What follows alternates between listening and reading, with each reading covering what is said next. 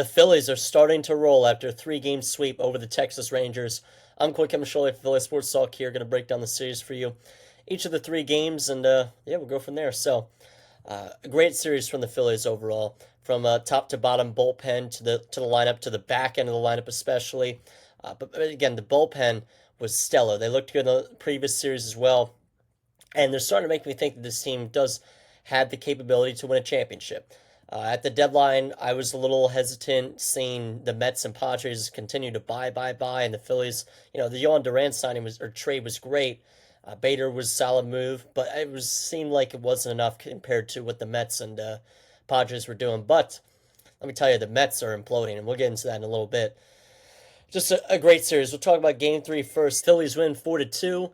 Early on, it looked like we were not going to be able to sweep again because Jock Peterson started off with a two-run shot off Wheeler in the first, and it was a little concerning. And Wheeler's started against the Tigers recently. He gave up a handful of home runs as well, I think three. It was definitely a little concerning because he was being getting knocked around a little bit out of the ballpark, but that was really just about it for the Tigers scoring. Actually, that was it for the Tigers scoring. Wheeler got right back on track. He struck out the side in the second.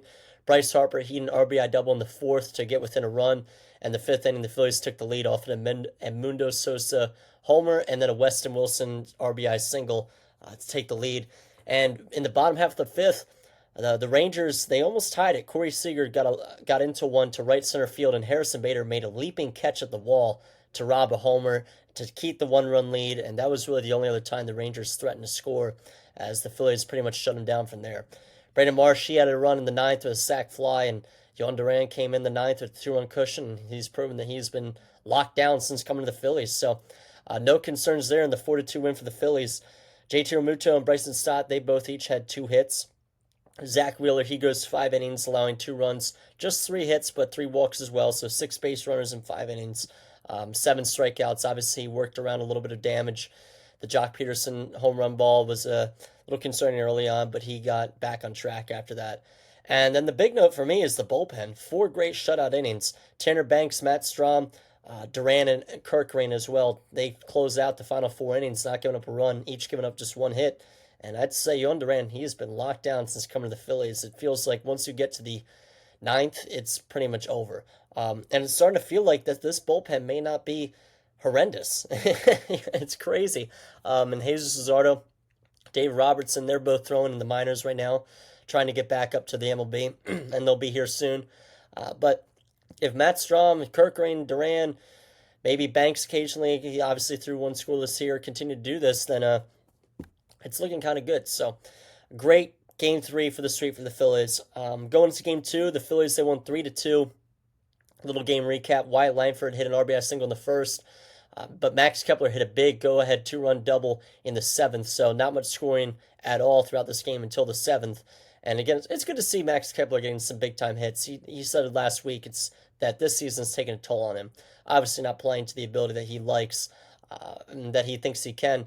But he's had a couple big-time hits, in the Orioles series, and here in this game, obviously giving the Phils the lead. So great job.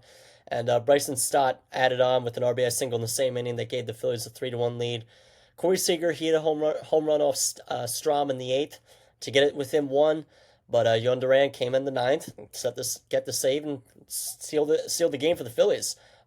So this was a weird one because the top of the order was really bad. Turner, Schwarber, and Harper, they combined to go 0-for-11.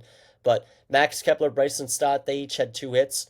JT Realmuto, Brandon Marsh, Harrison Bader each had hits. So it was really the middle of the lineup and honestly the back end of the lineup as well that carried the way for the Phillies in this one.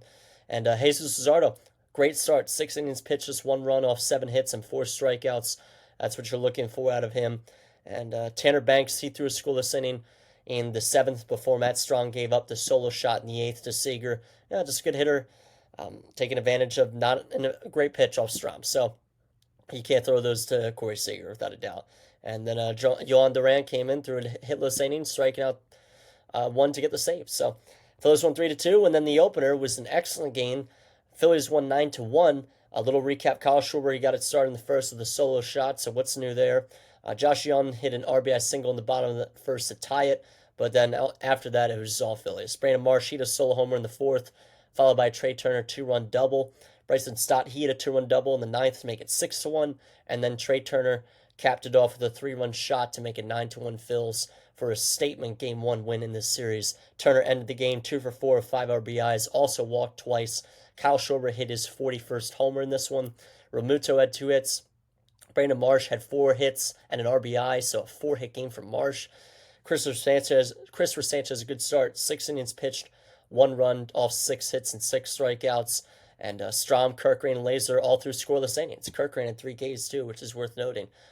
Just a great job by the bullpen in this series, honestly. The only blemish was that Matt Strom solo shot to Corey Seager, and they've really looked good recently, so I got to tip my cap because this team is looking like they can definitely contend in October, and I had my doubts just a few short weeks ago. So, a great series in the Phillies. Again, the 3-game sweep. It's the first sweep in nearly 2 months. And the team has been playing really good baseball recently, just haven't been able to finish off the sweep recently until now. And on the other side, Mets have just completely imploded. They have lost 7 in a row. They just got swept by the Brewers. So the Phillies now lead the division by 5.5 games. And it's kind of funny.